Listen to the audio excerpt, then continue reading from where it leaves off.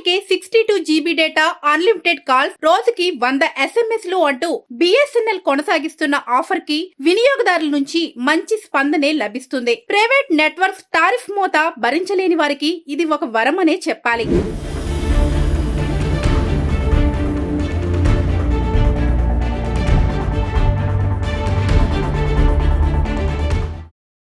Freedom offer కింద BSNL bumper chance ప్రకటించిన August నెలలో 15,000కు పైగా సిమ్స్ ఉచితంగా అందజేశారు. ఇక సెప్టెంబర్ లో 11,000 మంది వినియోగదారులు, అక్టోబర్ లో 7,000 మంది కనెక్షన్లు తీసుకోవడం విశేషం. ఆంధ్రప్రదేశ్ లో జియో, ఎయిర్టెల్ తర్వాత బిఎస్ఎన్ఎల్ 3వ స్థానంలో ఉంది. ఈ సంస్థ ఉచిత సిమ్ కోసం డాబా గార్డెన్స్ తదితర ప్రాంతాల్లోని కస్టమర్ సర్వీస్ సెంటర్లలో వినియోగదారులు ఆధార్ కార్డుతో హాజరవుతున్నారు.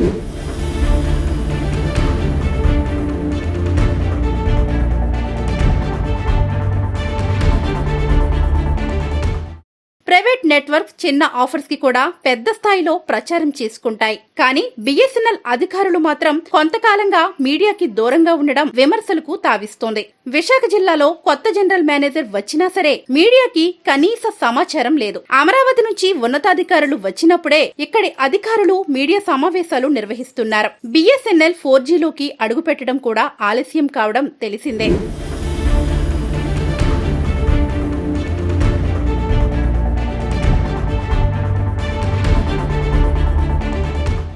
ఇక ఏడాదికోసారి జరిగే టెలికాం అడ్వైజరీ బోర్డు సమావేశాల్లో ఏ అంశాలు చర్చించారో ఏనాడు మీడియాకి చెప్పినా పాపాన పోవడం లేదు. సంస్థల్లో పలు పోస్టులు ఖాళీగా ఉన్నందున ఉన్న సిబ్బంది మీద పనిభారం పెరిగిందని ఆందోళన వ్యక్తమవుతోంది. ఒకవైపు జియో, ఎయిర్టెల్ దూసుకుపోతున్నా బిఎస్ఎన్ఎల్ అధికారులకు మాత్రం చీమ కుట్టినట్టయినా ఉండడం లేదని పలువురు మండిపడుతున్నారు. ఉచిత సిమ్మేళాలు జరిగేటప్పుడు సైతం మీడియాకు ఎందుకనో సమాచారం ఇవ్వకపోవడం విస్మయపరుస్తుందనే చెప్పాలి.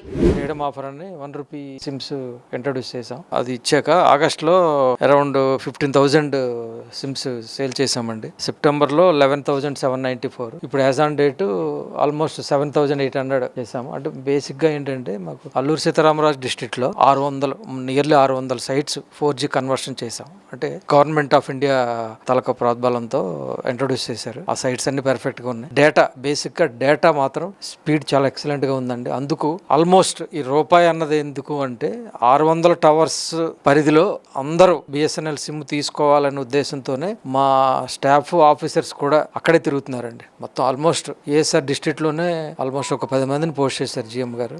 డైలీ ఇద్దరు కలిపి ఒక 300 నుంచి 400 సిమ్లు వస్తున్నాయి సార్. బెనిఫిట్స్ అంటే 30 రోజులు వ్యాలిడిటీ ఉంటుంది, 2 GB పెర్ డేటా ఉంటుంది, 100 SMS ఉంటాయి సార్. ఆ 30 days అయ్యాక మళ్ళీ వాళ్ళు సెకండ్ రీఛార్జ్ చేయాలి. మేము బేసిక్ గా ఏంటంటే ఏదో ₹1 ఇచ్చేసాం కదా అని కాకుండా సెకండ్ రీఛార్జ్ కూడా వాళ్ళతో చేయించడానికి మా సిబ్బంది హార్డ్ వర్క్ చేస్తున్నాం అండి. అది ఎందుకంటే మనం అనుకోవచ్చు ₹1 సిమ్ ఇచ్చేసాము మనం వచ్చేయడం కాదు, డెవలప్ అవ్వాలి. ఆ సిమ్స్ మా డేటా 4G డేటా అందరూ యూజ్ చేయాలి. గవర్నమెంట్ ఆఫ్ ఇండియా ఇంట్రొడ్యూస్ చేశారు కాబట్టి మేము ఇస్తున్నాం సార్. అది అందరూ సాటిస్ఫైడ్ గా ఉన్నారండి. ఆల్మోస్ట్ డేటా మాత్రం 4G డేటా, కాల్స్ కూడా ఫ్రీగానే వెళ్తున్నాయి. అంచేత అక్కడ డెవలప్మెంట్ మాత్రం అర్బన్ లో బాగానే ఉంది. ఇన్నాళ్ళు ఏంటంటే అర్బన్ లో ఓన్లీ మా BTSలే ఉండేవి. ప్రైవేట్ ఆపరేటర్స్ తాలూకా BTSలో కూడా మా 4G ఇంట్రొడ్యూస్ చేసాం కాబట్టి almost indoor coverage, outdoor coverage అంతా బాగుంది. కస్టమర్స్ మాత్రం ఓన్లీ కస్టమర్స్కి ఏంటంటే చాలా మంది మొబైల్ 4Gలో పెట్టుకోకుండా సిగ్నల్ లేదంటున్నారు. అది